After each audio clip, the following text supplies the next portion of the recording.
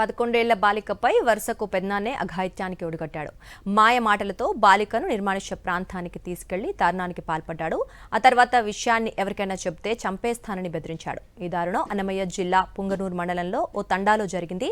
బాధిత బాలిక తల్లిదండ్రులు కూలీ పనులకు వెళ్లి సాయంత్రం ఇంటికి వస్తూ ఉంటారు. ఇదే అదనుగా బాలికపై కన్నేసిన పెదనాన్న రాంబాబు ఆటోలో నిర్మానుష్య ప్రాంతానికి తీసుకెళ్లి దారుణానికి ఒడిగట్టాడు. సాయంత్రం ఇంటికొచ్చిన తల్లిదండ్రులకు బాలిక జరిగిందంతా చెప్పడంతో ఘోరం వెలుగులో వచ్చింది.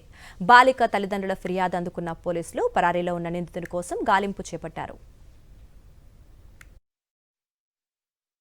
వద్దామని తీసుకొని పోయినాడు. ఆ బాబుకి లేను అది అట్లా తీసుకొని పోయి నమ్మించి తీసుకొని పోయి అటుగా తీసుకొని పోయి అట్లా జీవితం పాడు చేసి వాడికి నిజంగానే ఉరి శిక్ష పడిన అట్లా చేయాలి. వాడి కూతురు మాదిరిగానే నా కూతురు ఉండేది. వాడి కూతురు నా కూతురు ఎట్లా ఉందో వాడి కూతురు కూడా అట్లే ఉంది. వాడు ఏడపోయినా కూడా పట్టుకొని వచ్చి వీడు ఊరి శిక్ష చేసినట్లు చేయాలి. లేకపోతే వాళ్ళ ఇల్లు సంసారం నాశనం అయిపోయినా చేయాలి. మా అన్న మనవరాల పాప రాంబాబు అనే అతను ఆ బిడ్డకు నమ్మించి ఆటోలో తీసుకొని పోయి అక్కడ పోయి ఆ ఊరు అవతల తీసుకొని పోయి పాడు చేసి ఆ పిల్లని ఇది చేసినాడు. వాడు ఊరి శిక్ష ఖచ్చితంగా పడాలి సార్.